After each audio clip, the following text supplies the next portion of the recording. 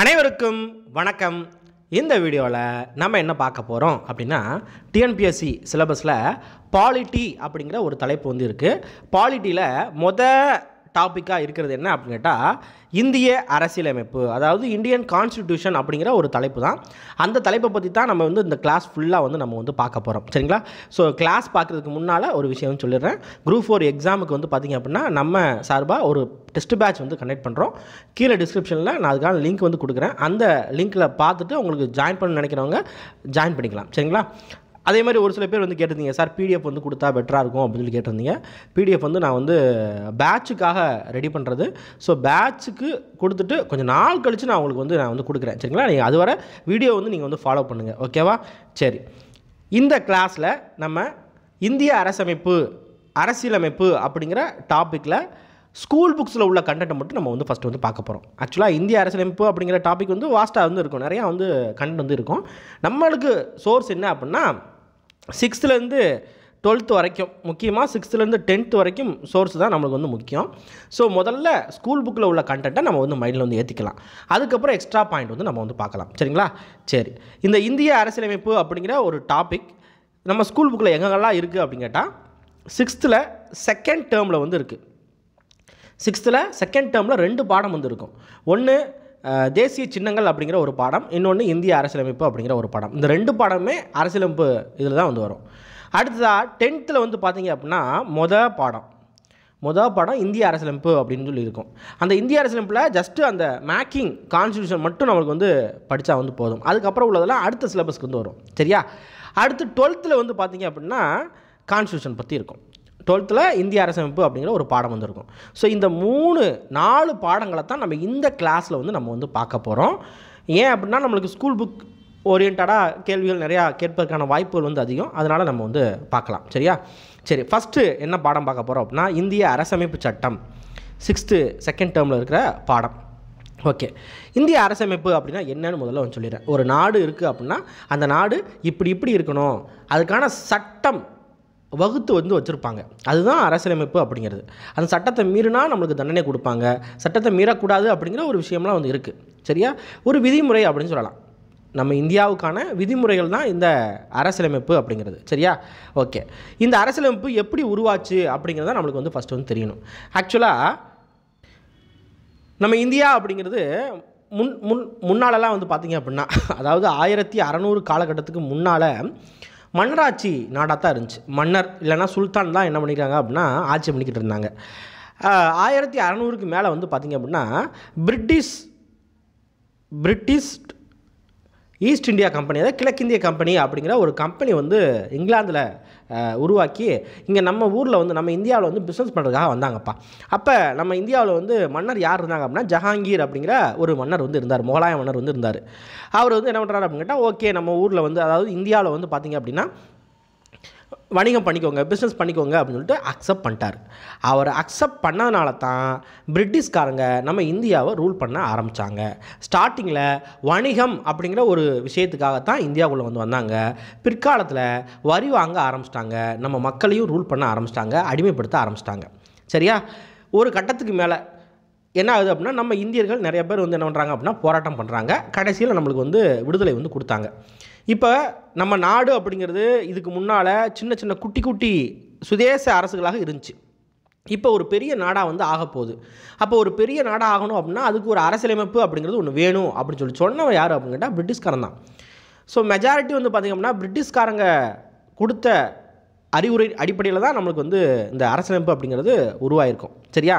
சரி, நம்ம வந்து ஃபஸ்ட்டு வந்து பார்க்கலாம் ஸ்கூல் புக்கில் என்ன கொடுத்துருக்காங்கன்னு சொல்லிட்டு. 1929ஆம் ஆண்டு லாகூரில் ஒரு காங்கிரஸ் மாநாடு வந்து நடக்குது. அந்த காங்கிரஸ் மாநாட்டில் தான் முழு சுயராஜ்யம் அல்லது பூர்ண சுவராஜ் அப்படின்னு சொல்லுவாங்க. அந்த முழக்கம் வந்து பார்த்திங்க அப்படின்னா வலுப்பெற்றது அப்படிங்கிறாங்க. ஒன்றும் இல்லைப்பா, ஐஎன்சி அப்படிங்கிறது 1885 உருவாக்குனாங்கப்பா. அந்த ஐஎன்சிக்கு உருவாக்கினதுக்கப்புறம் ஓரளவுக்கு சுதந்திர போராட்டங்கள் அதிகமாக வந்து நடந்துக்கிட்டு இருந்துச்சு. ஒரு கட்டத்துக்கு மேலே என்ன பண்ணுறாங்க அப்படின்னு கேட்டால், இவங்க கொடுக்க மாட்டாங்க, நம்மளே வந்து என்ன பண்ணுவோம் அப்படின்னா சுதந்திர தினமாக நம்ம வந்து அறிவிச்சுக்கிடுவோம் அப்படின்னு சொல்லிட்டு ஒரு முடிவு வந்து எடுக்கிறாங்க. எங்கே? 1929 லாகூர் காங்கிரஸ் மாநாட்டில். சரியா? அதுக்கப்புறம் வந்து பார்த்திங்க அப்படின்னா அடுத்த வருஷம் 1930 ஜனவரி 26ஆம் தேதி வந்து பார்த்திங்க அப்படின்னா முழு சுதந்திர நாளாக என்ன பண்ணுறாங்க அப்படின்னா கொண்டாடிடுறாங்க. இந்த ஜனவரி 26ஆம் தேதியை முழு சுதந்திர நாளாக கொண்டாடிடுறாங்க. அந்த நாள் தான் பின்னால் குடியரசு தினமாக வந்துச்சு. ஸோ இந்த 2 பாயிண்ட் வந்து மைண்டில் வந்து வச்சுக்கோங்க. நான் ஏன்னு சொல்லி பின்னால் வந்து சொல்கிறேன். ரைட்டு. இப்போ வந்து பார்த்திங்க அப்படின்னா நம்ம இந்திய அரசமைப்பு சட்டம் அப்படிங்கிறது நம்ம நாட்டோட உயர்ந்த சட்டம். இதை தாண்டி எதுவும் கிடையாது. இதுதான் ஹையஸ்ட்டு. சரியா? இந்த அரசமைப்பு சட்டத்தை உருவாக்குறதுக்கு கிட்டத்தட்ட 389 உறுப்பினர்கள் கொண்ட ஒரு குழு 1946 உருவாக்கப்பட்டிருக்குது. ஆக்சுவலாக இந்த குழு அப்படிங்கிறது எதன் அடிப்படையில் உருவாக்கியிருப்பாங்க அப்படின்னா 1946 கேபினட் மிஷன் அப்படிங்கிற அமைச்சரவை தூதுக்குழு பிரிட்டிஷ்லேருந்து வந்திருப்பாங்க. பிரிட்டிஷ்காரங்க அனுப்பிவிட்ருப்பாங்க. அவங்க தான் சொல்லுவாங்க, இந்த மாதிரி ஒரு அரசியலமைப்பை உருவாக்கணும் அப்படின்னா அதுக்கு ஒரு டீம் ஃபார்ம் பண்ணுங்க. அந்த டீம் வந்து பார்த்திங்க அப்படின்னா அரசியலமைப்பு நிர்ணய சபை அப்படின்னு சொல்லுவாங்க, கான்ஸ்டிடியூஷன் அசம்பிளி அப்படின்னு சொல்லுவாங்க. சரியா? அந்த டீம் ஃபார்ம் பண்ணுங்கள், ஒவ்வொரு ஆளுக்கும் ஒவ்வொரு இதாக வந்து பிரித்து கொடுங்க அப்படின்னு சொல்லிட்டு அவங்க வந்து சொல்லிட்டு வந்து போனாங்க. அதன் அடிப்படையில் என்ன பண்ணுறாங்க, 1946 389 உறுப்பினர்கள், நம்ம இந்தியா முழுக்க 389 உறுப்பினர்கள் வச்சு என்ன பண்ணுறாங்க அப்படின்னா அந்த டீமை வந்து ஃபார்ம் பண்ணிட்டாங்க. ஒரு குழு வந்து உருவாக்கிட்டாங்க. இப்போ இந்த குழு உருவாக்கிட்டாங்களா, ஒரு டீம் வந்து உருவாக்கியாச்சு. அதுக்கு ஒரு ஹெட் வேணும் இல்லையா, ஒரு தலைவர் வேணும் இல்லையா. தலைவர் வந்து யாரை செலக்ட் பண்ணுறாங்க அப்படின்னா டாக்டர் ராஜேந்திர பிரசாத். டாக்டர் ராஜேந்திர பிரசாத் யார் அப்படின்னா நம்ம இந்தியாவோட முதல் குடியரசுத் தலைவர். சரியா? இவர் தான் தலைவர். இதுலேயே வந்து 2 விஷயம் இருக்குது. ஒன்று தற்காலிக தலைவர், இன்னொன்று நிரந்தர தலைவர் அப்படின்னு சொல்லிட்டு நம்ம என்னன்னு சொல்லி பின்னால் வந்து பார்க்கலாம். இப்போதைக்கு நார்மலாக கொஸ்டினில் வந்து பார்த்திங்க அப்படின்னா அதாவது அரசியலமைப்பு நிர்ணய சபையோட தலைவர் அப்படின்னு சொல்லிட்டு கேட்டாங்க அப்படின்னா டாக்டர் ராஜேந்திர பிரசாத். இதுவே தற்காலிக தலைவர் அப்படின்னு கேட்டால் இன்னொருத்தர் வருவார், அவர் பின்னால் நான் வந்து சொல்கிறேன். சரிங்களா? சரி. இந்த அரசமைப்பு நிர்ணய சபையில் எத்தனை பேர் பெண்கள் இருந்தாங்க? மொத்தம் 389 உறுப்பினர்கள் இருந்தாங்களா? அதில் எத்தனை பேர் பெண்கள் இருந்தாங்க? எத்தனை பேர் அப்படின்னா வெறும் 15 பேர் தான். 15 பெண் உறுப்பினர்கள் தான் இந்த டீமில் வந்து இருந்துருக்குறாங்க. சரியா? அரசமைப்பு நிர்ணய சபை அப்படிங்கிறது நிறைய டீமாக வந்து பிரித்து வச்சுருப்பாங்க, நிறையா குழுக்களாக பிரித்து வச்சுருப்பாங்க. அதில் மெயின் யார் அப்படின்னு கேட்டால் டிராஃப்டிங் கமிட்டி அப்படின்னு சொல்லுவாங்க, அதாவது வரைவு குழு. இந்த வரைவு குழு பொறுத்த வரைக்கும் வரைவு குழுவோட தலைவர் யார் அப்படின்னு கேட்டால் அம்பேத்கர். அதனால தான் இவர் என்ன சொல்கிறாங்க, இந்திய அரசியலமைப்பு சட்டத்தின் தந்தை அப்படின்னு சொல்கிறாங்க. ஏன் அப்படின்னா மெயின் இவர் தான். நிறைய டீம் இருக்கலாம், ஆனால் மெயின் ஆள் யார்? அம்பேத்கர் தான். அதாவது இந்த வரைவு குழு தான். வரைவு குழுக்கு தலைவராக யார் இருப்பா? அம்பேத்கர் இருப்பார். இந்த வரைவு குழுவில் 7 பேர், எத்தனை பேர் இருப்பாங்க அப்படின்னா 7 பேர் வந்து இருப்பாங்க. சரியா? அதே மாதிரி அரசியலமைப்பு நிர்ணய சபைக்கு ஆலோசகராக யாரை நியமனம் பண்ணாங்க அப்படின்னா பிஎன் ராவ் அப்படிங்கிற ஒருத்தரை நியமனம் பண்ணாங்க. பேர் என்ன?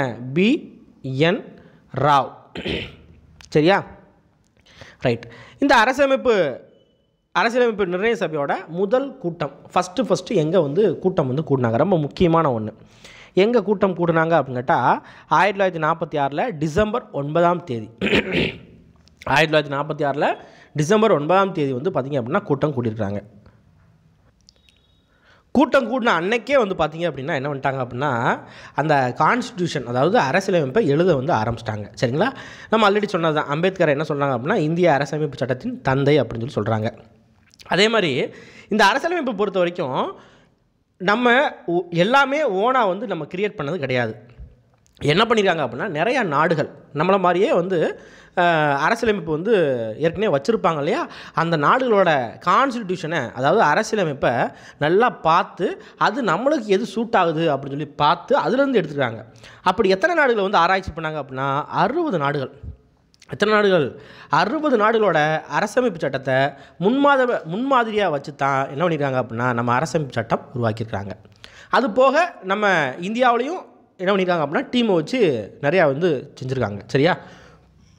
அதே மாதிரி இந்த அரசமைப்பு சட்டம் இயற்ற எடுத்துக்கொண்ட காலம் என்ன அப்படின்னு கேட்டால் 2 ஆண்டுகள் 11 மாதங்கள் 18 நாட்கள். 2 வருஷம் 11 மாதம் 18 நாட்கள். இது ஒரு சில இடத்துல 17 நாட்கள்னு கொடுத்துருப்பாங்க. நீங்கள் ஆப்ஷனில் என்ன இருக்கோ அதை பார்த்து கொடுத்துக்கோங்க.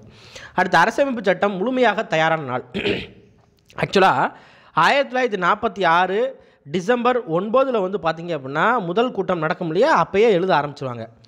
லாஸ்ட்டாக எழுதி முடித்து நம்ம டாக்டர் ராஜேந்திர பிரசாத்கிட்ட போய் கொடுத்துருப்பாங்க. அப்போ இந்த அரசியலமைப்பை ஓகே இதை நான் வந்து எடுத்துக்கிறேன் அப்படிங்கிற மாதிரி என்ன பண்ணியிருப்பாங்க அப்படின்னு கேட்டால் அந்த ஏற்றுக்கொள்ளப்பட்ட நாள் அல்லது முழுமையாக தயாரான நாள் எப்போ அப்படின்னா 1949 நவம்பர் 26 ரொம்ப முக்கியமான நாள். அரசியலமைப்பு தினமாக இதைத்தான் வந்து அனுசரிக்கிறாங்க. சரியா? அரசமைப்பு சட்டம் முழுமையாக தயாரான நாள் இல்லைன்னா ஏற்றுக்கொள்ளப்பட்ட நாள் எப்போ அப்படின்னா 1949 நவம்பர் 26. சரி, இந்த அரசியலமைப்பை உருவாக்குறதுக்கு அப்போ உள்ள நிலைமைக்கு எவ்வளோ செலவு ஆச்சு அப்படின்னு கேட்டால் கிட்டத்தட்ட 64 லட்சம் ரூபாய் வந்து செலவாயிருக்குது. சரியா? அதே மாதிரி நம்மளோட அரசமைப்பு சட்டத்தோட முகவுரை. இப்போ அரசியலமைப்பு அப்படிங்கிறது ஒரு புக்குப்பா. சரியா? புக்குக்கு முன்னால் வந்து பார்த்திங்க அப்படின்னா ஒரு பேஜை நீங்கள் வந்து எடுத்துகிட்டு ஃபஸ்ட்டு வந்து ஃப்ரண்ட்டு அந்த அட்டை வந்து இருக்கும். அதுக்கு உள்ளே வந்து பார்த்திங்க அப்படின்னா 300 800 சொல்லிட்டு ஒரு சாதாரண புக்குனா இருக்க முடியாது. அந்த மாதிரி நம்மளோட அரசியலமைப்புலையும் இருக்குது. அதுக்கு பேர் தான் என்ன சொல்கிறாங்க அப்படின்னா முகவுரை அப்படின்னு சொல்கிறாங்க. சரியா? அந்த முகவரையை பொறுத்த வரைக்கும் ஒவ்வொரு இந்தியருக்கான நீதி, தன் செயலுரிமை, சமத்துவத்தை உறுதி செய்வதோடு சகோதரத்துவத்தையும் வலியுறுத்துகிறது அப்படின்னு சொல்லியிருக்காங்க. சரி, இதெல்லாம் நம்ம வந்து படிக்கணுமா? ஆக்சுவலாக நம்மளுக்கு 6th to 10th வரைக்கும் நீங்கள் வந்து லைன் பை லைன் வந்து தெரிஞ்சுக்கணும். ஏன் அப்படின்னா லாஸ்ட்டு குரூப் 4லேயே இந்த மாதிரி கேள்விகள் வந்து கேட்டுருக்காங்க. ஸோ அதனால தான் இதை நான் வந்து எடுத்து வச்சுருக்கேன். சரியா? அடுத்து அரசமைப்பு சட்டத்தோட முன்னுரை தான் என்ன சொல்கிறாங்க அப்படின்னா முகப்புரை அப்படின்னு சொல்கிறாங்க. முன்னுரை தான் என்ன சொல்கிறாங்க முகப்புரை அப்படின்னு சொல்கிறாங்க. அதே மாதிரி இந்த முகப்புரையில் இந்தியாவை பற்றி என்ன சொல்லியிருக்கு அப்படின்னா இறையாண்மை, சமத்துவ, மதச்சார்பற்ற மக்களாட்சி குடியரசு அப்படின்னு சொல்லியிருக்கு. இப்போ இந்த லைன் வந்து ரொம்ப முக்கியம். மொத்தம் 5 வார்த்தை வந்து இருக்குது. ஃபஸ்ட்டு இறையாண்மை, 2வது சமத்துவ, 3வது சமயச்சார்பற்ற இல்லைன்னா மதச்சார்பின்மை, 4வது மக்களாட்சி, 5வது குடியரசு. இந்த வார்த்தைகள் நல்லா பார்த்துக்கோங்க. இதையே மாற்றி கொடுத்து எந்த லைனில் வந்து முகப்புரையில் இருக்குது அப்படின்னு சொல்லி கேட்பாங்க. சரியா? ஸோ இந்த இது நம்மளுக்கு வரிசையாக தெரியணும். இறையாண்மை, சமத்துவ, மதச்சார்பற்ற, மக்களாட்சி, குடியரசு. ஓகே, அதில் இறையாண்மைக்கு வந்து பார்த்திங்க அப்படின்னா ஒரு டெஃபினேஷன் வந்து கொடுத்துருக்காங்க. அதை வந்து நம்ம வந்து பார்த்துடலாம். அரசமைப்பு சட்டம் இந்திய மக்களுக்கு முழு அதிகாரத்தை வழங்கியுள்ளது.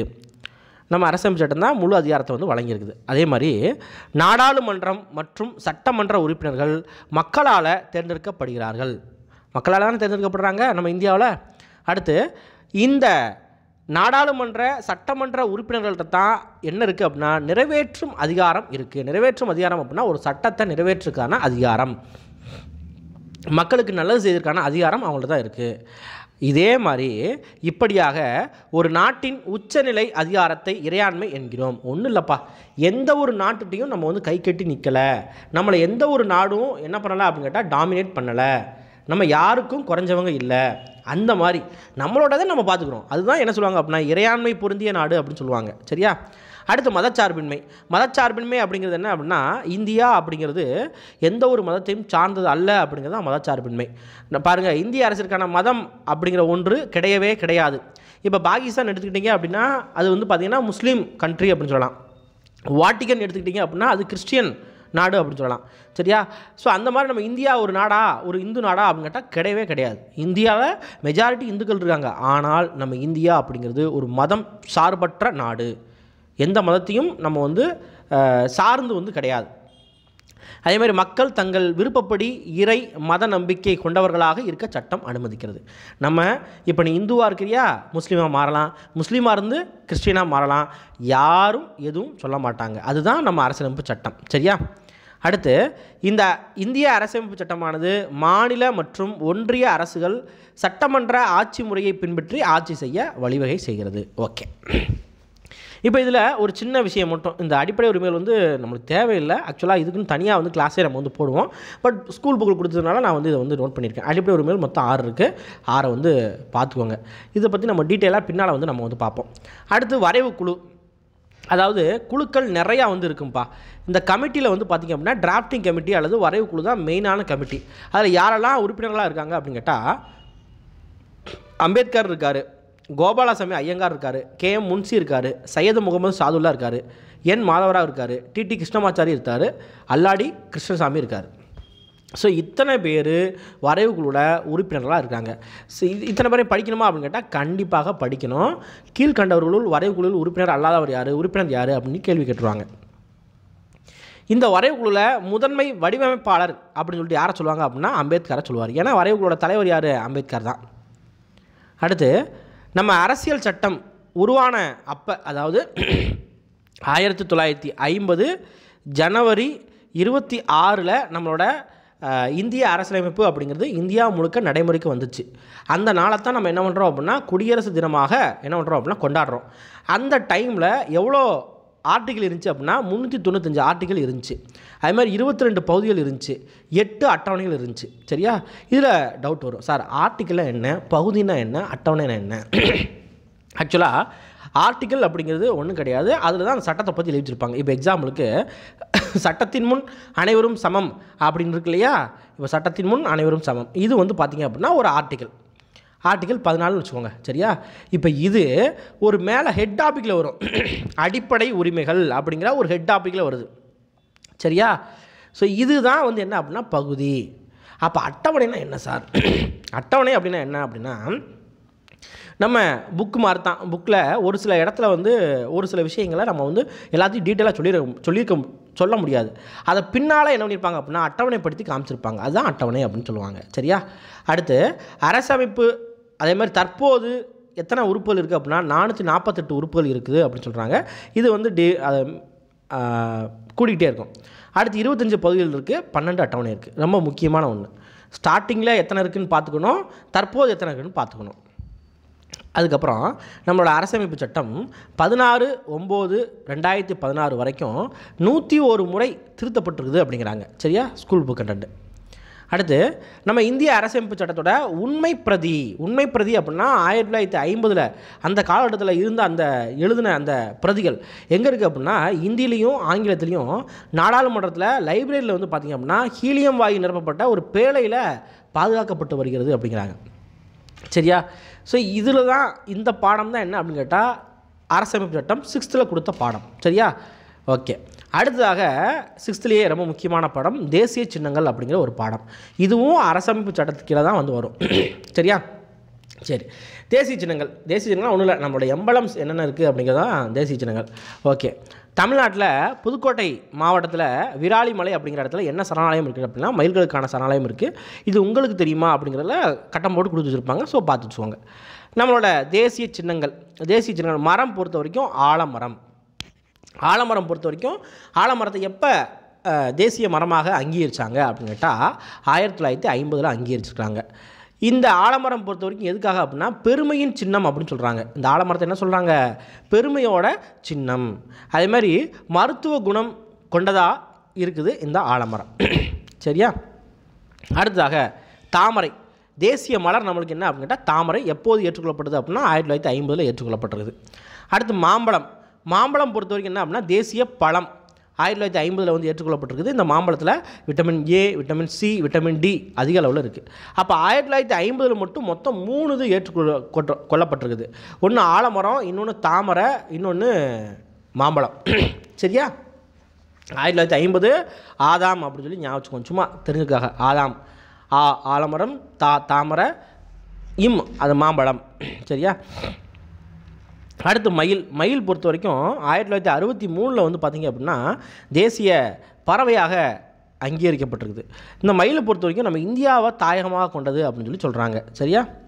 அடுத்து புலியை பொறுத்த வரைக்கும் 1973 புலியை பொறுத்த வரைக்கும் என்னென்ன 1973 தேசிய விலங்கு.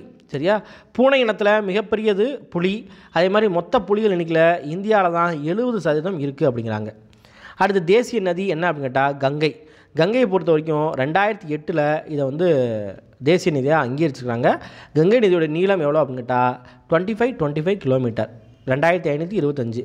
அதே மாதிரி இந்தியாவில் நீளமான ஆறு கங்கா தான், வற்றாத ஆறு அப்படின்னு சொல்கிறாங்க. இமாலயன் ரிவர்ஸ் எல்லாமே, அதாவது இமயமலை ஆறுகள் எல்லாமே வந்து பார்த்திங்கன்னா வற்றாத ஜீவ நதிகள் தான். இமயமலை ஆறுகளில் தான் இந்த கங்கை வந்து வரும். அதே மாதிரி வரலாற்று புகழ்பெற்ற தலைநகரங்கள் தோன்றி செழித்தோங்கின அப்படிங்கிறாங்க இந்த கங்கை ஆற்றங்கரை ஓரமாக. அடுத்து யானையை பொறுத்த வரைக்கும் பெரிய விலங்குல யானை வந்து கொடுத்துருக்காங்க, 2010 அனுசரிச்சிருக்காங்க. ஆசியாவை தாயமாக கொண்டது தான் இந்த யானை. தான் வாழும் காட்டு பிரதேசங்களை பாதுகாப்பதில் முக்கியமான பங்கு யாருக்கு இருக்குது அப்படின்னா யானைக்கு இருக்குது. அடுத்து ஆற்று ஓங்கில் அப்படின்னா டால்ஃபின் அப்படின்னு சொல்லுவாங்க. சரியா? நீர்வாழ் விலங்கு. 2010 தான் வந்து இதை வந்து ஏற்றுக்கிருக்காங்க. தான் வாழும் ஆற்றின் சூழல் அமைவின் நிலையை உணர்த்தும் கருவியாக செயல்படுகிறது அப்படின்னு சொல்கிறாங்க. அதே மாதிரி அருகி வரும் உயிரினமாக உள்ளது. அருகி வரும் உயிரினம் அப்படின்னா ஒன்றும் இல்லை, அழிஞ்சிக்கிட்டே வருது அப்படிங்கிறாங்க. அடுத்து ஊர்வன கிங் கோப்ரா. சரியா, இதுக்கு வந்து ஆண்டெல்லாம் நமக்கு வந்து ஸ்கூல் புக்கில் கொடுக்கல, அதுக்குரிய ஒரு சில விஷயங்கள் கொடுத்துருக்காங்க. ஹோபிபாகஸ் கானா இதோட அறிவியல் பெயர், ஹோபிபாகஸ் கானா. உலகின் நீண்ட விஷம் நிறைந்த பாம்பு இதுதான். அதே மாதிரி இந்தியாவோட மலைக்காடுகள் சமவெளிகளில் இது வந்து என்ன பண்ணுது அப்படின்னு கேட்டால் வாழ்கிறது அப்படிங்கிறாங்க. சரியா, ஓகே. அடுத்ததாக நம்ம தமிழ்நாட்டோட மாநிலத்தோட இயற்கை சின்னங்கள். மாநில விலங்கு என்ன அப்படின்னு கேட்டால் வரையாடு. மாநில பறவை மரகத புறா. மாநில மலர் செங்காந்தல் மலர். மாநில மரம் பனை மரம். சரியா, அப்படியே கீழே வந்து ஒரு கமெண்ட் அடிச்சு விடுங்க, மாநில பழம் எது அப்படின்னு சொல்லிட்டு நம்மளுக்கு வந்து கமெண்ட் அடிச்சு விடுங்க. சரியா, தமிழ்நாட்டோட மாநில பழம் எது, அது சம்மந்தமாக இப்போ ரீசெண்டாக கரண்ட் அஃபேர்ஸ் கூட வந்து நம்மளுக்கு வந்து ஒன்று அப்டேட் பண்ணாங்க. ஓகேவா, சரி. அடுத்து இது தவிர பிற தேசிய சின்னங்கள் என்னென்னலாம் இருக்குது அப்படின்னா, ஃபஸ்ட்டு தேசிய கொடி. ஸோ தேசிய கொடி நம்மளுக்கு தெரியும், தேசிய கொடி என்னது, மூவர்ண கொடி இருக்கு இல்லையா, இதுதான் வந்து தேசிய கொடி. சரியா, நடுவில் ஒரு ரவுண்டு போட்டிருப்பாங்களா, அப்படியே ஒரு ஆரம் போட்டிருப்பாங்களா, சரி, அதுதான் நமக்கு வந்து தேசிய கொடி. ஓகே, மூவர்ண கொடி. மூவர்ண கொடியை பொறுத்த வரைக்கும் 3 வண்ணம் வந்து இருக்குது, சம அளவில் கிடைமட்டமாக வந்து அமைஞ்சிருக்குங்கிறாங்க. ஃபஸ்ட்டு என்ன இருக்கும், இந்த கலர் வந்து பார்த்திங்கன்னா காவி நிறம். சரியா, நடுவில் என்ன கலர் இருக்கும், வெள்ளை கலர் இருக்கும். லாஸ்ட் என்ன கலர் இருக்கும், பச்சை கலர் இருக்கும். சரியா, ஓகே. இப்போ வந்து பாருங்கள், காவி நிறம் எதை குறிக்குது அப்படின்னு கேட்டால் தைரியத்தையும் தியாகத்தையும் குறிக்குது, காப்பி கலர். அது மாதிரி பச்சை கலர் வந்து பார்த்திங்க அப்படின்னா செழுமை வளமையை குறிக்குது. அதுக்கப்புறம் நடுவில் வெள்ளை கலர் இருக்கு இல்லையா, இது எதை குறிக்குது அப்படின்னா நேர்மையையும் அமைதியையும் தூய்மையையும் குறிக்குது. சரியா, அதுக்கப்புறம் நடுவில் வந்து பார்த்திங்கன்னா என்ன கலர் அப்படின்னா கருநிலத்தில் என்ன இருக்குது, அசோக சக்கரம் வந்து இருக்குது. இந்த அசோக சக்கரம் அறவழி அமைதியை வலியுறுத்துது. அப்போ அமைதி அப்படிங்கிற அந்த வார்த்தை 2 இடத்துல வந்து வருது. சரியா, பாருங்கள், வெள்ளை நிறத்துக்கும் வருது, அதே மாதிரி இங்கே நம்ம அசோக சக்கரத்துக்கு வருது. அடுத்து தேசிய கொடியோட நீள அகலம் என்ன அப்படின்னா 3:2. சரியா, 3:2 அப்படிங்கிற அகலத்தில், அதாவது நீளம் 3 அகலம் 2 மடங்கு அப்படின்னு வச்சுக்கலாம். அடுத்து நடுவில் அசோக சக்கரம் இருக்கும் இல்லையா, இந்த அசோக சக்கரத்தில் 24 ஆரங்கள் இருக்குது. எத்தனை ஆரங்கள் இருக்குது, 24 ஆரங்கள் இருக்குது. தேசிய கொடியை வடிவமைத்தவர் யார் அப்படின்னு கேட்டால் ஆந்திராவை சேர்ந்த பிங்காலி வெங்கையா. அதே மாதிரி நம்ம விடுதலை இந்தியாவோட முதல் தேசிய கொடி எங்கே நெய்யப்பட்டது அப்படின்னா தமிழ்நாட்டில் இருக்கிற குடியாத்தம் அப்படிங்கிற ஒரு பிளேஸ். குடியாத்தம் எங்கே இருக்குது அப்படின்னா வேலூரில் இருக்குது. இந்த நெய்யப்பட்ட கொடியை ஃபஸ்ட்டு ஏற்றினவர் யார் அப்படின்னு கேட்டால் ஜவஹர்லால் நேரு. 1947 ஆகஸ்ட் 15 செங்கோட்டையில் கொடி ஏற்றிருக்கிறார். இப்போ இந்த ஏற்றின கொடி இருக்கு இல்லையா, இது தற்போது எங்கே இருக்குது அப்படின்னா சென்னையில் புனித ஜார்ஜ் கோட்டை அருங்காட்சியகத்தில் இருக்குது அப்படின்னு சொல்லி சொல்கிறாங்க. சரியா, அடுத்ததாக கொடிக்காத்த குமரன். இந்த தேசிய கொடி பார்க்குறோம், ஸோ கொடிக்காத்த குமரன் பார்த்தோம். கொடிக்காத்த குமரன் பொறுத்த வரைக்கும் அவரோட பேர் திருப்பூர் குமரன். ஈரோடு மாவட்டத்தில் சென்னிமலையில் பிறந்தவர் தான் இந்த திருப்பூர் குமரன். இவர் ஏன் கொடிக்காத்த குமரன் அப்படின்னு சொல்லி சொல்கிறாங்க அப்படின்னா 1932 நம்ம காந்தி தாத்தாவை கைது வந்து பண்ணிடுவாங்க. ஸோ அதை எதிர்த்து நிறையா பேர் போராட்டம் பண்ணுவாங்க. அந்த போராட்டத்தில் இவரும் ஒரு ஆளாக வந்து இருந்திருப்பார். அப்போ என்ன பண்ணியிருப்பாங்க அப்படின்னா தடியடி நடத்தியிருப்பாங்க. ஸோ தடியடி நடத்தியிருப்பாங்க. அந்த தடியடி நடத்துகிறப்ப அவர் வந்து இறந்து போகிற டைம்லையும் கொடியை நல்லா கெட்டியாக பிடிச்சிட்டு தான் வந்து இறந்து போயிருப்பார். கொடியை விட்டுருக்க மாட்டார். அதனால தான் என்ன பண்ணுறாங்க அப்படின்னா அவரை கொடிக்காத்த குமரன் அப்படின்னு சொல்லி சொல்கிறாங்க. அதே மாதிரி நம்ம இந்திய அரசு அவருக்காக அஞ்சல் தலை வந்து வெளியிட்டிருக்கிறாங்க. சரியா, அடுத்து தேசிய லட்சணை, அதாவது எம்பளம் அப்படின்னு சொல்லுவாங்க. இப்போ நீங்கள் கலெக்டர் ஆகுறீங்க, இல்லை அப்படின்னா ஒரு சென்ட்ரல் கவர்மெண்ட் ஆஃபீஸ் போகிறீங்க, இல்லை அப்படின்னா நீங்கள் கலெக்டர் ஆஃபீஸே போகிறீங்க அப்படின்னா அந்த லட்சணையை வந்து நம்ம வந்து பார்க்கலாம். சரியா, இந்த போலீஸுக்கு பின்னாலேயோ இல்லை அப்படின்னா கலெக்டருக்கு பின்னாலேயோ நல்லா ரவுண்டாக சரிங்களா ஒரு நான்முக சிங்கம் வந்து இருக்கும். அதுதான் நம்மளுக்கு தேசிய லட்சணை அப்படின்னு சொல்லுவாங்க. சரியா, சாரநாத் அசோகத்தூணில் இருக்கிற நான்முக சிங்கம் தான் நம்மளோட தேசிய லட்சணை அப்படின்னு சொல்லுவாங்க. இந்த தேசிய லட்சணை எப்போது ஏற்றுக்கொள்ளப்பட்டது அப்படின்னா ஜனவரி 26, 1950 வந்து ஏற்றுக்கொள்ளப்பட்டிருக்குது. ஓகேவா, அதே மாதிரி இந்த நான்முக சிங்கம் இருக்கு இல்லையா, அதுக்கு கீழே என்ன எழுதியிருக்காங்க அப்படின்னா சத்தியமேவ ஜெயதே அப்படின்னு சொல்லி எழுதியிருக்காங்க. சத்தியமேவ ஜெயதே அப்படின்னா என்ன அர்த்தம் அப்படின்னா வாய்மையே வெல்லும் அப்படிங்கிற அர்த்தம். சரியா, அதே மாதிரி 2ஆக வந்து பிரிப்பாங்கப்பா. இப்போ வந்து 4 சிங்கம் இருக்குது அப்படின்னா நான் சும்மா ஒரு இதுக்காக வந்து போடுறேன். 4 சிங்கம் இருக்குது அப்படின்னா மேல் பகுதி கீழ்ப்பகுதி அப்படின்னு சொல்லி பிரிப்பாங்க. சரியா, மேல் பகுதியை பொறுத்த வரைக்கும் 4 சிங்க உருவங்கள் வட்ட வடிவ பீடத்தில் இருக்குது அப்படிங்கிறாங்க. 4 சிங்க உருவங்கள், அதில் 3 தான் தெரியும், 1 தெரியாது. அதையும் கொடுத்துருக்காங்க பாரு. ஆனால் லட்சணையில் 3 சிங்க உருவங்களை மட்டுமே வந்து காண முடியும் அப்படிங்கிறாங்க. 1 வந்து பின்னால் இருக்கும், அதனால் தெரியாது. இது வந்து மேல் பகுதி. இதுவே கீழ்ப்பகுதியில் அதாவது அடிப்பகுதியில் வந்து பார்த்திங்க அப்படின்னா ஒரு சில விலங்குகள் இருக்கும். இது ரொம்ப முக்கியம். என்னென்ன விலங்கு இருக்குதுன்னு பார்த்துக்கோங்க. யானை இருக்குது, குதிரை இருக்குது, காளை இருக்குது, சிங்கம் இருக்குது. யானை எதை குறிக்குது அப்படின்னா ஆற்றலை குறிக்குது. குதிரை வேகத்தை குறிக்குது. காளை கடின உழைப்பை குறிக்குது. சிங்கம் கம்பீரத்தை குறிக்குது. சரியா? சிங்கம் கம்பீரத்தை குறிக்குது. ஓகேவா? அதுக்கப்புறம் இந்த உருவங்களுக்கு இடையில வந்து என்ன இருக்குது அப்படின்னா தர்ம சக்கரம் இருக்குது. சரியா? என்ன இருக்குது? தர்ம சக்கரம். அதே மாதிரி இந்த லட்சணையை பொறுத்த வரைக்கும் இந்திய அரசின் அலுவல் முறை கடித முகப்புகளிலும் இந்திய நாணயங்களிலும் கடவுச்சீட்டுகளிலும் பயன்படுத்தப்படுகின்றன. ஸோ பாஸ்போர்ட்டில் நம்ம இதை வந்து பார்க்கலாம், முன்னால் வந்து வச்சுருப்பாங்க. சரியா? அடுத்து அசோகர் காலத்தில் சாரநாத் தூணின் உச்சியில் அமைந்திருந்த நான்முக சிங்கம் தற்போது எங்கே இருக்குது அப்படின்னா சாரநாத் அருங்காட்சியகத்தில் இருக்குது அப்படிங்கிறாங்க. ஸோ இதுதான் தேசிய லட்சணை. அடுத்து தேசிய கீதம். தேசிய கீதம் நமக்கு என்னென்னு தெரியும், ஜனகணமன அப்படின்னு தெரியும். சரியா? ஸோ இதை பற்றின இன்னும் ஒரு சில விஷயங்கள். இந்தியாவோட இறையாண்மை மற்றும் ஒருமைப்பாட்டிற்கு அடையாள சின்னமாக விளங்குவது எது அப்படின்னு கேட்டால் தேசிய கீதம். இந்தியாவின் இறையாண்மை மற்றும் ஒருமைப்பாட்டிற்கு அடையாள சின்னமாக விளங்குவது தேசிய கீதம். அதே மாதிரி இந்த பாடலை பொறுத்த வரைக்கும் பெங்காலியில், அதாவது வங்காள மொழியில் ரவீந்திரநாத் தாகூர் வந்து என்ன பண்ணியிருக்காங்க அப்படின்னா எழுதியிருக்கிறாரு. ரவீந்திரநாத் தாகூர். இதோட இந்தி மொழியாக்கம் ஜனவரி 24, 1950 இந்திய அரசியலமைப்பு சபையால் ஏற்றுக்கொள்ளப்பட்டது. இது முக்கியம். தேசிய கீதம் எப்போது ஏற்றுக்கொள்ளப்பட்டது? ஜனவரி 24, 1950. 1911 டிசம்பர் 27 வந்து பார்த்திங்கன்னா கல்கத்தாவில் ஒரு இந்திய தேசிய காங்கிரஸ் மாநாடு நடந்திருக்கும். அப்போ தான் இந்த பாடலை முதன்முறையாக பாடியிருப்பாங்க அப்படின்னு சொல்லியிருப்பாங்க. சரியா? ஓகே. அடுத்ததாக இந்த தேசிய கீதத்தை பாடுறப்ப நம்ம என்ன பின்பற்றணும் அப்படிங்கிறது. இந்த தேசிய கீதத்தை பொறுத்த வரைக்கும் 52 வினாடிகள் வந்து என்ன பண்ணணும் அப்படின்னா படிக்கணும். அதுமாதிரி படிக்கிறப்ப நம்ம நேராக வந்து நிற்கணும், எந்த வித அசைவும் வந்து இருக்கக்கூடாது, பொருள் புரிந்து சரியாக பாட வேண்டும் அப்படின்னு கொடுத்துருக்காங்க. ஓகேவா? அடுத்து தேசிய பாடல் என்ன அப்படின்னு கேட்டால் வந்தே மாதரம். ஓகே. இந்த வந்தே மாதரம் பொறுத்த வரைக்கும் யார் எழுதுனா அப்படின்னு கேட்டால் வங்காள எழுத்தாளர் பங்கிம் சந்திர சட்டர்ஜி எழுதியிருக்கிறாரு. சரியா? அதே மாதிரி இந்த வந்தே மாதரம் அப்படிங்கிறது எல்லா பாடலும் நம்ம வந்து பாடிட மாட்டோம். அந்த வந்தே மாதரம் பாடலோட முதல் பத்தி விடுதலை போராட்டத்தில் மிக முக்கிய பங்கு வகிச்சது அப்படின்னு சொல்கிறாங்க. சரியா?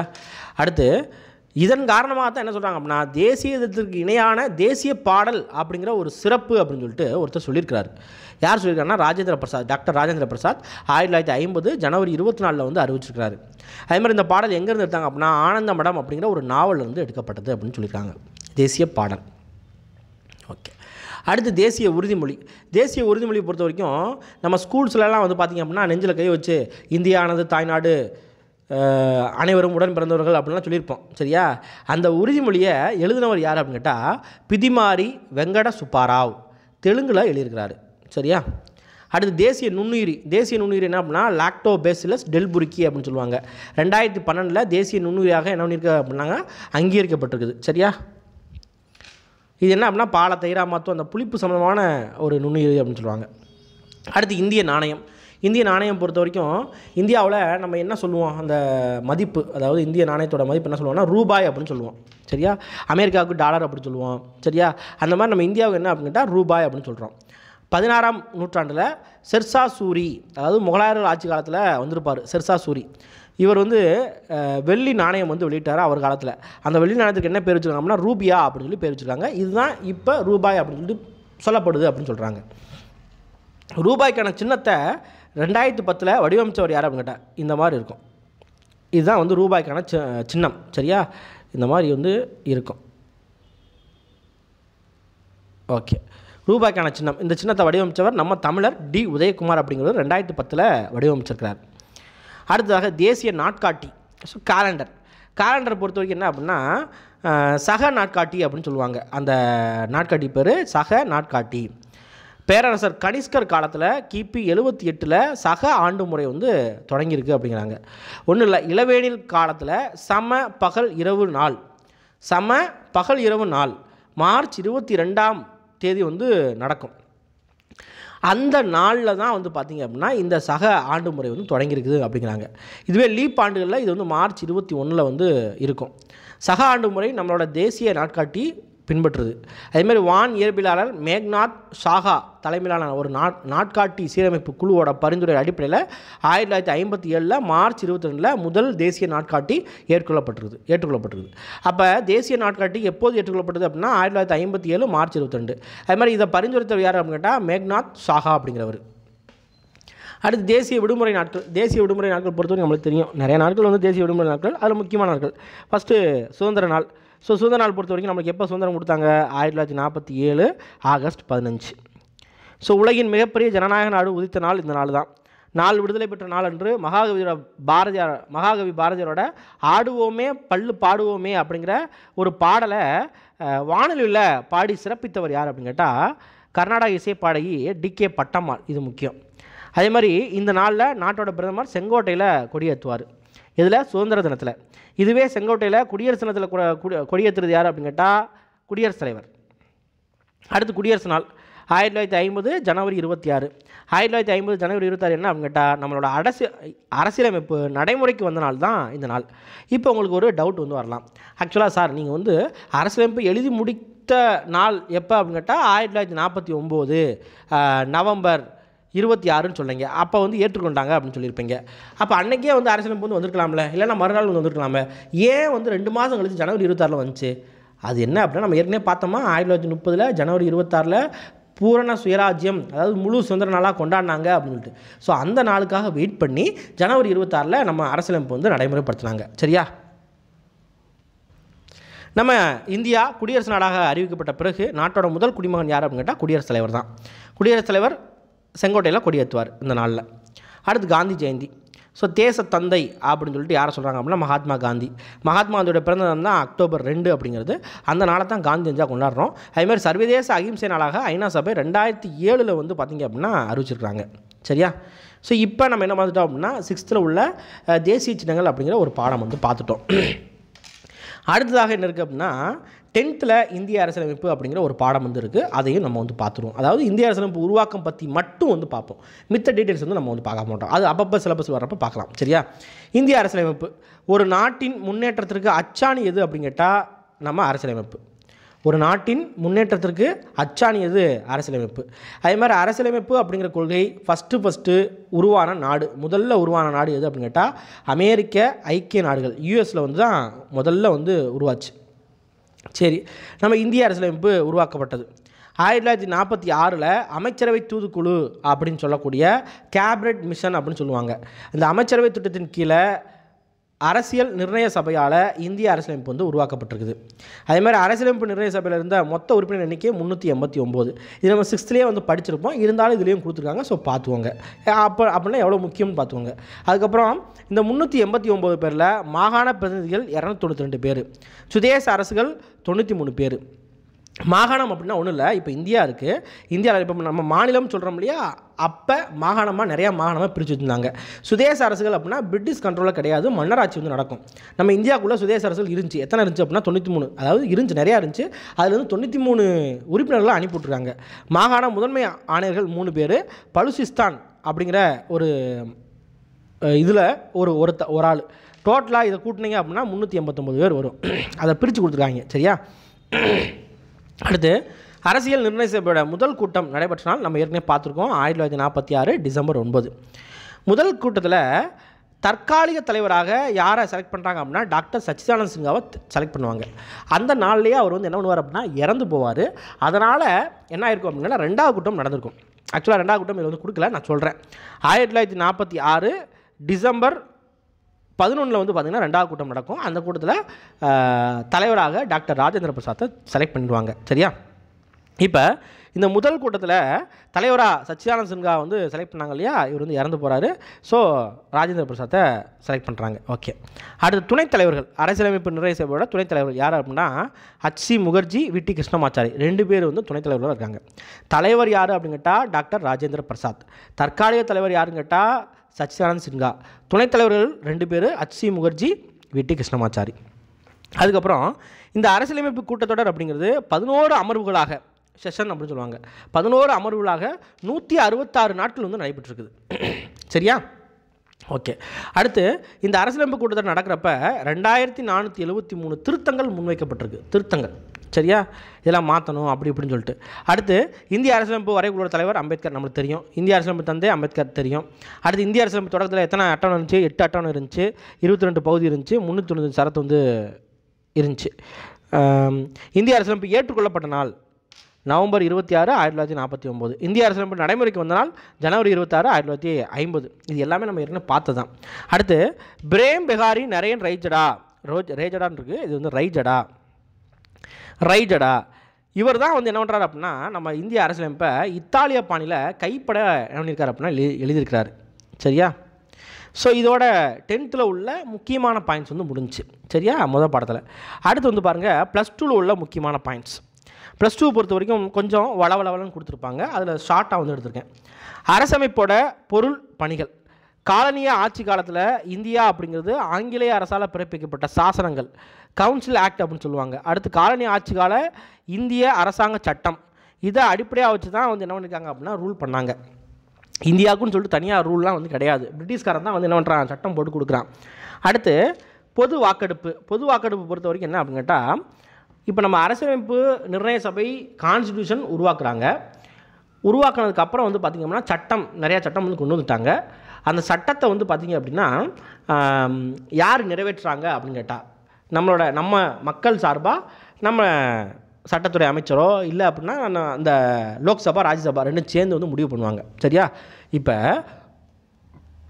ஒரு சட்டத்தை வந்து மாற்றணும் இல்லைன்னா புதுசாக கொண்டு வரணும் அப்படின்னா பொதுமக்கள்கிட்ட வாக்கெடுப்பு நடத்துகிறது தான் பொது வாக்கெடுப்பு அப்படின்னு சொல்லுவாங்க.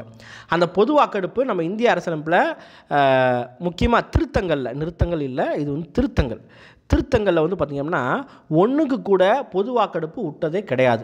ஆனால் சுவிட்சர்லாந்தில் வந்து பார்த்திங்க அப்படின்னா ஒவ்வொன்றுக்கும் பொது வாக்கெடுப்பு அப்படிங்கிறது நடத்துவாங்க.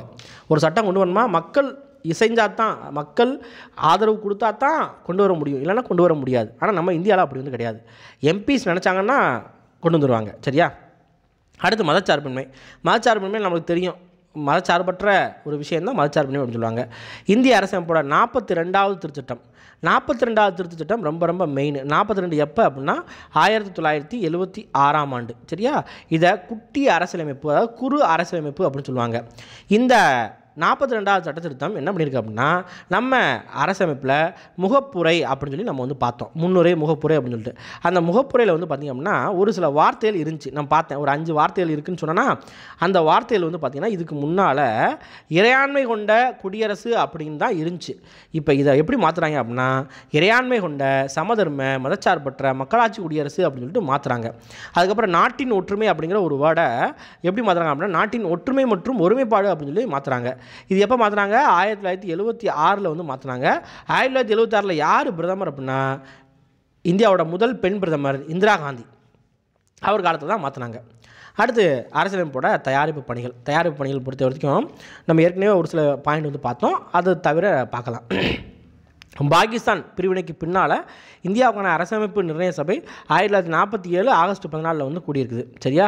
அதே மாதிரி உறுப்பினர்கள் பொறுத்த வரைக்கும் என்ன அப்படின்னா மறைமுக வாக்கெடுப்பு மூலமாக தான் செலக்ட் பண்ணாங்க. அதாவது அந்த 389 பேர் சொன்னோம் இல்லையா, அந்த 389 பேர் என்ன பண்ணுறாங்க அப்படின்னா மறைமுக வாக்கெடுப்பு மூலமாக தான். அதில் சுதேச அரசுகள் மட்டும்தான் வந்து பார்த்திங்க அப்படின்னா நியமன உறுப்பினராக இருப்பாங்க. சரியா? கேபினெட் மிஷன் என்று அழைக்கப்பட்ட பிரிட்டிஷ் அமைச்சரவை குழு முன்மொழிவின் அடிப்படையில் நிர்ணய சபை உறுப்பினர்கள் வரிசை அமைஞ்சது அப்படிங்கிறாங்க. அப்போ ஹெல்ப் பண்ணது யார்? Cabinet mission. அடுத்து மாகாணங்கள் சுதேச அரசுகளிலிருந்து 10 லட்சத்திற்கு ஒரு நபர் அப்படிங்கிற அடிப்படையில் உறுப்பினர் தேர்வு பண்ணியிருக்காங்க. சரியா? மக்கள் தொகை அடிப்படையில் 10 லட்சத்துக்கு ஒரு உறுப்பினரை எடுப்போம் அப்படின்னு சொல்லிட்டு. சரியா? அடுத்து ஒவ்வொரு மாகாணத்திற்கும் இந்து, முஸ்லீம், சீக்கியர் மக்கள் தொகை வீதம் ஏற்ப இடம் வந்து ஒதுக்கப்பட்டிருக்குது. இந்து, முஸ்லீம், சீக்கியர் இவங்க எவ்வளோ மக்கள் தொகை இருக்காங்களோ அதுக்கு ஏற்ற மாதிரி என்ன பண்ணியிருக்காங்க அப்படின்னா அந்த உறுப்பினர்களை சீட்டு வந்து கொடுத்துருக்காங்க. அடுத்து எலெக்ஷன் முறையை பொறுத்த வரைக்கும் ஒற்றை மாற்று வாக்கு விகிதாச்சார பிரதிநிதித்தின் அடிப்படையில் தேர்வு வந்து பண்ணியிருக்காங்க. சரியா? ஒற்றை மாற்று வாக்கு அப்படின்னா சிங்கிள் டிரான்ஸ்ஃபரபிள் ஓட் அப்படின்னு சொல்லுவாங்க. ஒன்றும் இல்லை, நம்ம வந்து ஓட்டு போடுறோம் அப்படின்னா இப்போ உதயசூரியனா இல்லை அப்படின்னா ரெட்டலையா இல்லை அப்படின்னா தேமுதிகவா அப்படின்னு சொல்லிட்டு ஒரே ஒரு பாயிண்ட் மட்டும் தான், ஒரே ஒரு டச் மட்டும் தான் பண்ணும். ஆனால் அங்கே வந்து அப்படி வந்து கிடையாது. ஒற்றை மாற்று வாக்கு அப்படின்னா ஒன்றும் கிடையாது. எல்லாரோட வேட்பாளர்களோட லிஸ்ட்டு வந்துருக்கும். அதில் நம்ம வந்து 1, 2, 3, 4 அப்படின்னு சொல்லிட்டு நம்ம வந்து அந்த வரிசைப்படுத்தணும். சரியா? அதுதான் ஒற்றை மாற்று வாக்கு. சுதேச அரசுகள் தாங்களே உறுப்பினரை தேர்வு செய்தனர். ஓகே. அடுத்து இன்னொரு உருவாக்கம் 284 உறுப்பினர்கள். 284 இது ரொம்ப முக்கியம். அதாவது இந்திய அரசியலமைப்பு ஏற்றுக்கொள்ளப்பட்ட போது கையெழுத்திட்ட நபர்களோட எண்ணிக்கை எவ்வளவு அல்லது உறுப்பினர்களோட எண்ணிக்கை எவ்வளவு அப்படின்னு கேட்பாங்க. 284 உறுப்பினர்கள் 26/11/1949 அரசியலமைப்பை கையெழுத்து போட்டு என்ன பண்ணிக்கிட்டாங்க அப்படின்னா ஏற்றுக்கிட்டாங்க. சரியா? அதே மாதிரி முதல் கூட்டம் வந்து பார்த்திங்க அப்படின்னா டிசம்பர் 9, 1946 புதுடெல்லியில் கூடியிருக்குது. புதுடெல்லியில் அதே மாதிரி காலையில் 11 மணிக்கு அப்படின்னு சொல்லியிருப்பாங்க. அதையும் ஞாபகம் வச்சுக்கோங்க. அன்றைய கூட்டத்தோட பொருள் என்ன அப்படின்னு கேட்டால் தற்காலிக தலைவரை தேர்வு செய்தல். நம்ம ஏற்கனவே 6th 10th பார்த்தது தான் இதுவும். ஆச்சாரிய ஜேபி கிருபாலினி தான் சச்சியானந்த் சின்ஹாவை தற்காலிக தலைவராக நீங்கள் வந்து இருங்க அப்படின்னு கேட்டுக்கிட்டு இருப்பார். சரியா? அரசமைப்பு ஒப்புதல் தருவதற்காக சபை 24/1/1950 அன்று கூடிய கூட்டத்திற்கு தலைமை தாங்கியவர் யாருன்னு கேட்டால் டாக்டர் ராஜேந்திர பிரசாத். சரியா? டிசம்பர் 9, 1946 தொடங்கி ஜனவரி 24, 1950 வரைக்கும் அரசமைப்பு நிர்ணய சபையோட விவாதங்களோட தொகுப்பு 12 தொகுதிகளை கொண்டதாக இருக்கும் அப்படிம்பாங்க. எத்தனை தொகுதிகள் அப்படின்னா 12 தொகுதிகளை கொண்டது. சரியா? ஸோ இவ்வளோ தான் வந்து அரசியல் பற்றி நம்ம +2 கொடுத்தது. அடுத்து நம்ம வெளிநாட்டிலேருந்து நம்மளுக்கு வந்து எடுத்துக்கிட்டாங்க அப்படின்னு சொன்னேன். அதாவது வெளிநாட்டு கான்ஸ்டியூஷன்லேருந்து நம்ம இந்தியா வந்து ஒரு சிலதை எடுத்துருப்பாங்க அப்படின்னு சொன்னேன். அதை நம்ம வந்து பார்க்கலாம். ஃபஸ்ட்டு என்ன அப்படின்னா இந்திய அரசாங்க சட்டம் 1935. இந்த மெஜாரிட்டி வந்து பார்த்திங்கன்னா நம்ம கான்ஸ்டியூஷனில் மெஜாரிட்டி இந்திய அரசாங்க சட்டம் 1935 எடுத்திருப்பாங்க. சரியா? எதெல்லாம் எடுத்துருக்காங்க அப்படின்னா கூட்டாட்சி விதிகள், ஆளுநர் பதவி, நீதித்துறை, பொது தேர்வாணையம், நெருக்கடி கால விதிகள், நிர்வாக விவரங்கள், இது எல்லாமே வந்து இந்திய அரசாங்க சட்டம் 1935 எடுத்துருக்காங்க. அடுத்து பிரிட்டன்லேருந்து என்ன எடுத்துருக்காங்க அப்படின்னா நாடாளுமன்றம். நம்ம பார்லிமெண்ட் வந்து பார்த்திங்க அப்படின்னா முழுக்க பிரிட்டனில் இருக்கிறதான் பார்லிமெண்ட். என்னது? முழுக்க பிரிட்டன். சரியா? ஓகே. அடுத்து வந்து பாருங்கள் ஒற்றை குடியுரிமை பிரிட்டன்லேருந்து எடுத்தது தான். அடுத்து சட்டத்தின் ஆட்சி அப்படிங்கிறது எங்கேருந்து எடுத்துருக்காங்க? பிரிட்டன்லேருந்து எடுத்துருக்காங்க. அடுத்து நாடாளுமன்ற செயல்முறை. நாடாளுமன்றம் வந்துட்டாலே யார் அப்படின்னா பிரிட்டன் தான். இடைக்கால தடை ஆணைகள் பிரிட்டன்லேருந்து. அடுத்ததாக அமெரிக்காவிலேருந்து என்னெல்லாம் எடுத்துருக்காங்க அப்படின்னு கேட்டால் அடிப்படை உரிமைகள் எடுத்துருக்காங்க. ரொம்ப மெயின். அமெரிக்காவிலேருந்து என்ன எடுத்துருக்காங்க அப்படின்னா அடிப்படை உரிமைகள், நீதி சீராய்வு அல்லது நீதி பகுப்பாய்வு. நீதி பகுப்பாய்வுனா ஒன்றும் கிடையாது. இப்போ ஒரு சட்டம் கொண்டு வராங்க அப்படின்னா அது மக்களுக்கு அடாப்டாக இல்லை அப்படின்னா அதை வந்து சுப்ரீம் கோர்ட் வந்து கேள்வி கேட்கலாம். அதுதான் நீதி சீராய்வு அப்படிங்கிறது. அடுத்து குடியரசுத் தலைவர் மீதான பதவி நீக்க தீர்மானம். உச்சநீதிமன்ற உயர்நீதிமன்ற நீதிபதிகள் குடியரசு துணைத் தலைவர் போன்றவர் பதவி நீக்கம் செய்யும் முறை. ஸோ பதவி நீக்கம் செய்யும் முறை அப்படிங்கிறது அமெரிக்காவிலேருந்து எடுத்துருக்காங்க. அடுத்து அயர்லாந்தில் அரசின் வழிகாட்டு நெறிமுறை கோட்பாடு. கனடாவை பொறுத்த வரைக்கும் வலுவான மத்திய அரசுடன் கூடிய கூட்டாட்சி, மத்திய அரசிடம் பொதுப்பட்டியல், மத்திய அரசால் மாநில ஆளுநர் நியமனம், உச்சநீதிமன்றத்தின் அறிவுரை அதிகார வரம்பு. சரியா? இது எல்லாமே வந்து கனடாவிலேருந்து எடுத்துருக்காங்க. அடுத்து ஆஸ்திரேலியா பொறுத்த வரைக்கும் வணிகம் சம்மந்தப்பட்ட எல்லாமே ஆஸ்திரேலியாவிலேருந்து எடுத்துருப்பாங்க. வணிகம், வர்த்தக சுதந்திரம், நாடாளுமன்றத்தோட ஈரவையோட கூட்டம். சரியா? நம்ம நாடாளுமன்றத்தில் 2 அவை இருக்குது. ஒன்று லோக்சபா, இன்னொன்று ராஜ்யசபா. 2ஐயும் சேர்த்து உட்கார வைக்கிறது தான் கூட்டுக்கூட்டம் அப்படின்னு சொல்லுவாங்க. அந்த கூட்டுக்கூட்டம் ஆஸ்திரேலியாவிலேருந்து எடுத்தது. அடுத்து ஜெர்மனியை பொறுத்த வரைக்கும் நெருக்கடி காலத்தில் அடிப்படை உரிமைகள் பறிக்கிறது அப்படிங்கிறது ஜெர்மனிலேருந்து எடுத்துக்கிறாங்க. அடுத்து ரஷ்யா, அதாவது சோவியத் யூனியனில் அடிப்படை கடமைகள், முகப்புறையில் சமூக பொருளாதார அரசியல், நீதியின் மாண்புகள், அடிப்படை கடமைகளில் 42வது திருத்தத்தில் உறுதிப்படுத்தப்பட்டிருக்கு அப்படிங்கிறாங்க. சரியா? ரைட். அடுத்து ஃப்ரான்ஸை பொறுத்த வரைக்கும் குடியரசு அப்படிங்கிறது முகப்புறையில் சுதந்திரம், சமத்துவம் இந்த வார்த்தை வந்து பிரெஞ்சு புரட்சியிலேருந்து எடுத்திருப்பாங்க. ஸோ அது வந்து ஃப்ரான்ஸ். சரியா? அடுத்து தென்னாப்பிரிக்காவில் அரசமைப்பை திருத்துறது. என்ன பண்ணுறது? அரசமைப்பை திருத்துறது. அடுத்து மாநிலங்களவை உறுப்பினர் தேர்வு தென்னாப்பிரிக்கா வந்து எடுத்துருக்காங்க.